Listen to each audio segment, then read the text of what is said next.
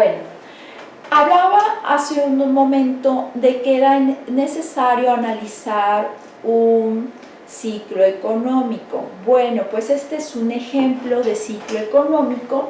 Como pueden ver, hay una línea que tiene la figura de que sube, baja. Bueno, pues ese es el ciclo económico.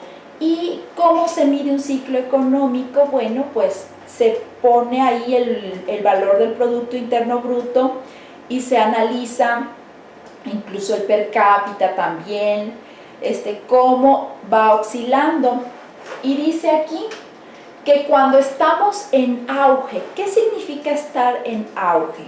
En auge significa que nuestra economía está muy bien, estamos en la cúspide. Entonces, ¿cuáles son las características que hay cuando la economía está en auge? Bueno, pues existe un fuerte crecimiento de la producción. Cuando hablábamos de la producción, ¿qué significa? Bueno, pues que hay una oferta de productos, pero así como hay una oferta, hay una demanda enorme de los mismos, es decir, así como se producen, se consumen y la población tiene dinero pues para consumirlos. Entonces la economía está bien, la calidad de vida de los ciudadanos también, porque entonces tienen un poder adquisitivo bueno y ya no tendrán que analizar, bueno, mis necesidades son estas, ¿cuál cubro primera porque nada más tengo tal cantidad de dinero? Que lo vimos de hecho la clase pasada. Bueno, la tendencia hacia el pleno empleo. ¿Qué quiere decir aquí también? Cuando la economía está en auge, o sea, primero dice que hay oferta y demanda de forma paralela, la otra dice que el empleo está muy bien, todas las personas tienen empleo y que el indicador en el cual nos manifiesta el desempleo está pues en números bajos o incluso en porcentajes que a lo mejor pueden mostrar un 0%. Aumentos salariales. También podemos ver que cuando la economía está en auge, aparte de haber empleo, pues el sueldo de cada uno de los trabajadores es estable, es óptimo. ¿Por qué? Pues estamos hablando que una empresa produce y todo lo que produce lo vende, pues también tiene que repartir utilidades entre sus trabajadores y también darles un buen salario, prestaciones. ¿Por qué? Porque la economía está muy bien y entonces las ganancias que tiene pues le permiten también darle a ese empleado un salario óptimo. El crecimiento de los precios, fuertes beneficios y una fuerte inversión. Pues es muy fácil el ejemplo, lo podemos llevar en el caso de cada uno de nosotros, que si nosotros ganamos, tenemos un sueldo muy bien, mis gastos son el 80% del 100% de mi sueldo, el otro 20% ya no hay necesidad de que yo lo gaste. ¿Por qué? Porque ya cubrí todas mis necesidades, las cuales son básicas para mí, con el 80% de mi salario, pues el otro 20% no lo voy a tirar, al contrario, digo, bueno, pues lo voy a ahorrar. Entonces ahí también nos permite que cuando la economía está en auge, nos permite a que nosotros entonces pues comencemos a ahorrar. Ahora bien, esto estamos hablando de un ciclo económico donde nos muestra que la economía está en auge y que todos estamos muy bien, que la economía está excelente. Pero también tenemos la recesión, que viene siendo lo opuesto al auge. La recesión, ¿cuáles son sus características o cómo detectarla? Bueno, nos dice que la economía, el crecimiento está estancado y la producción igual. Entonces, pues sí, no puedo producir tanto. ¿Por qué? Porque de nada me va a funcionar que yo produzca tales bienes y no los voy a poder vender. ¿Por qué no los voy a poder vender? Pues porque nadie los va a comprar, y no es porque no los quieran comprar, sino porque no tienen dinero para comprarlo. Caen los beneficios, aumenta el paro, caen los salarios y cae la demanda, hay inflación. Pues sí, porque si estamos hablando de que la economía está en recesión, pues les mencionaba el ejemplo del gobierno de Miguel de la Madrid, que los mismos empresarios no podían liquidar a los trabajadores de sus fábricas porque no tenían dinero. Los tenían a todos ahí a lo mejor protestando, ya páguenme por favor, y que tuvo que ir el gobierno a rescatar, comprar esas empresas y liquidar a esos empleados, o incluso mantenerlos, pero ya como una empresa propia del gobierno, ya no de administración privada, sino ahora pasa a ser parte de la administración pública. Entonces, es la razón por la cual dice aquí que puede haber paro. También aquí que nos menciona que hay inflación, también que nos menciona que caen los salarios. Pues sí, porque si estamos hablando que ya no puedes obtener la empresa dinero, pues por lo tanto no tiene dinero también para mantener los salarios de sus empleados.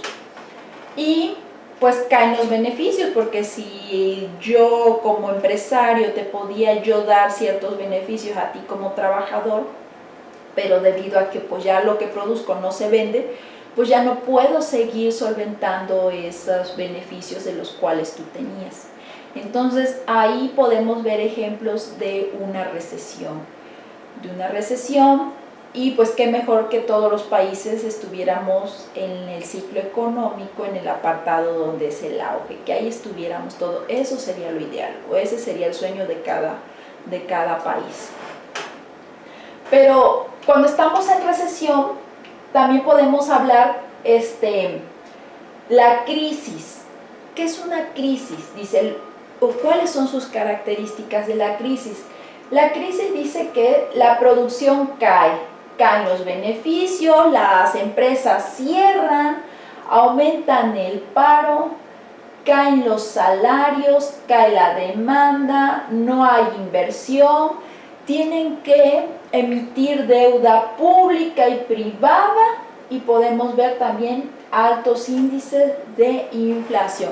O sea, entonces estamos de la recesión, pasamos a ser así la crisis, ya así lo más catastrófico. Y entonces para poder seguir solventando los gastos que tenemos, pues tenemos que acudir a emitir deuda pública. Los gobiernos emiten deuda ya sea a través del Banco Mundial, a través del Fondo Monetario Internacional, y bueno, a través hablábamos pues de jugar con la política fiscal y la política monetaria para poder reactivar la economía. Y bueno, no todo también tiene que ser catastrófico, sino también, bueno, pues podemos ver que se puede recuperar. ¿Y qué pasa cuando ya la economía nos muestra que está en recuperación? Pues que hay un crecimiento en la producción, es decir, pues la gente ya empieza a tener dinero. Si yo estoy hablando de que a través de la política monetaria voy a disminuir las tasas de intereses, ¿para qué? Para que los ciudadanos puedan emitir deuda a bajas tasas de intereses, entonces ellos van a tener dinero para gastar. Al tener dinero para gastar, ellos van a poder comprar. Y para que puedan comprar, pues alguien tiene que producir, entonces aquí empieza a crecer otra vez la producción. Crece el empleo, pues también como esas empresas tendrán que producir los bienes que los ciudadanos ahora van a comprar, pues empiezan a contratar personal. Crece la demanda, pues de más bienes. Si tienes dinero para comprar, pues adelante. Entonces pues empieza a crecer la demanda, no solamente de un bien, sino de varios. ¿Por qué? Porque como mencionábamos la clase pasada, el ser humano por naturaleza posee y tiene necesidades. Y bueno, crecen los beneficios y crece la inversión. Entonces es muy importante que hablamos de la macroeconomía, que le compete al gobierno estarla analizando y estar aplicando las políticas necesarias para mantener una economía estable, pues que tienen que observar cómo se comporta el ciclo económico. No se puede gobernar solamente estando con la política e ignorando cómo está la economía. Bueno, ahora bien, La política fiscal, dice, denota el uso de los impuestos y de otros gastos del gobierno, incluso ya lo habíamos comentado. Dice, los gastos gubernamentales son de dos tipos. En primer lugar son compras del gobierno. Estos comprenden el gasto de bienes y servicios, compras de tanques, construcción, carreteras, los sueldos de los jefes, las transferencias gubernamentales que incrementan el ingreso de grupos como los adultos mayores y los desempleados. Bueno, cuando hablamos de los impuestos, ya lo habíamos comentado, que entonces el gobierno delibera con el poder legislativo, en este caso con la Cámara Baja del Congreso de la Unión, que es la Cámara de Diputados, pues analiza qué impuestos aplicará para el siguiente año. Por lo regular es siempre por un año, cuánto se hace un cálculo de cuánto más o menos va a recaudar de los mismos, pero también analizan el presupuesto de egresos. ¿Y qué es el presupuesto de egresos? Bueno, pues el presupuesto de egresos, ahí van a decir tal cantidad de dinero se va a destinar al ramo administrativo, tal cantidad de dinero se va a destinar para los órganos autónomos, y así va emitiendo las cantidades que se van a destinar, incluso a las transferencias gubernamentales. Bueno, en el ámbito municipal, ustedes saben que un municipio pues es, como lo dice el artículo 115, es la base territorial de nuestro país, pero que muchas de las veces no tiene unos ingresos propios, o sea, propios del municipio óptimos, porque pues estamos hablando que son municipios con habitantes y que muchos habitantes pues no tienen el dinero, el presupuesto pues para poder contribuir. Y estos se sostienen de transferencias gubernamentales, es a través de los ramos, por ejemplo el ramo 033, 028.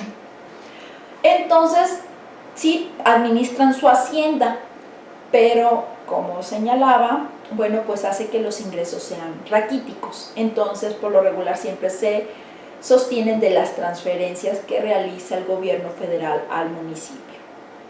Entonces, ese es un tipo de gasto público. Bueno, los programas sociales también entran dentro del gasto público y pueden decir, no debería de existir tanto programa social, porque entonces ahí estamos hablando de un Estado paternalista. ¿Por qué se le denomina Estado paternalista? Pues porque es así como, Estado, tú eres mi padre, dame para que yo tenga dinero, algo así podría ser. Entonces, pero estamos hablando que estas políticas sociales están destinadas a ciertos sectores, o sea, están focalizadas. Bueno, hablamos de las políticas sociales que se hacen en pro de los adultos mayores. Son personas que ya no pueden trabajar, que tienen muchos gastos debido a la edad, entonces el gobierno les da. Ellos pueden gastar, al tener dinero que el gobierno les da, pues van a poder gastar y van a poder adquirir bienes. Y el hecho de andar el dinero de mano en mano genera lo que se le denomina el efecto multiplicador. Entonces, es la razón por la cual debe de haber políticas sociales. El problema es que aquí esas políticas se han malinterpretado o se ha hecho un mal uso de las mismas. ¿Por qué? Porque se han utilizado más para fines electorales. Y no es así. Lo que se pretende es, bueno, ayudar a esa parte de la sociedad que está vulnerable para que tenga dinero, o el poco dinero que pueda recibir pueda satisfacer alguna de las necesidades adquiriendo algún tipo de bienes. Y al adquirir esos bienes, entonces, ¿qué? Pues está haciendo una demanda de esos bienes y por lo tanto alguien tendrá que producirlos para poder satisfacer esa demanda, es decir, alguien los tendrá que ofertar. Y entonces esto hace efectos multiplicadores. En este libro que les mencionaba de Samuelson, nos habla que no nada, las políticas sociales incluso en el país de Estados Unidos se tienen. A diferencia que en Estados Unidos habla que una política social se tiene por familia 5 años y que si en esos 5 años no busca la manera para salir de la pobreza en la cual se sitúa, pues lo siente mucho porque pasará el apoyo a otra familia. A diferencia de México también, que esas políticas sociales que el gobierno otorga, pues ha generado como también dependencia por parte del ciudadano, porque hay estudios incluso que han hecho sociólogos de personas que lo tienen desde el gobierno de Salinas, que era solidaridad, después pasa con el gobierno de Zedillo, Fox, Calderón, Enrique Peña Nieto, y bueno, pues ahorita como se está haciendo otra vez un censo. Entonces, ¿qué pasa? Pues se hace dependencia, es decir, pues ¿para qué busco salir de mi pobreza si me van a quitar el programa? Entonces mejor me mantengo en de que todavía sigo siendo pobre para que yo siga obteniendo ese beneficio. Y pues bueno, creo que ese no es el objetivo, no es la finalidad de una política pública social. Bueno,